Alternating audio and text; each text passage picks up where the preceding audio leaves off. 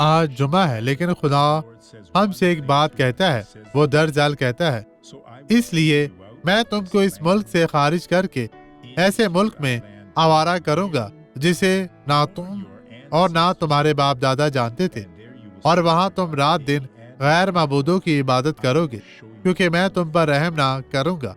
ये लानत जो खुदा ने उन पर भेजी 70 साल तक चली, 2 नस्लें, और इन लोगों के लिए लानत जो जलती हुई गंदक की झील में गिरेंगी, हमेशा तक रहेगी। यीशु की तरफ लौटें, वो आपसे प्यार करता है, वो आपको बुलाता है।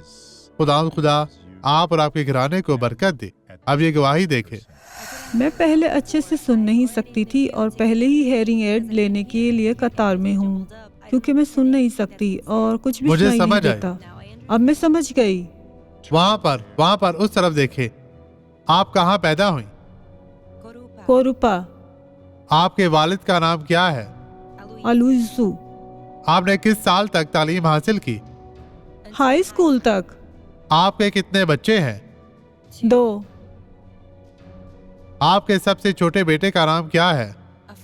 अफोंसू। देखिए ये कितना शानदार है भाइयों, खुदा क्या शुक्र हो, ये बहुत ही शानदार है।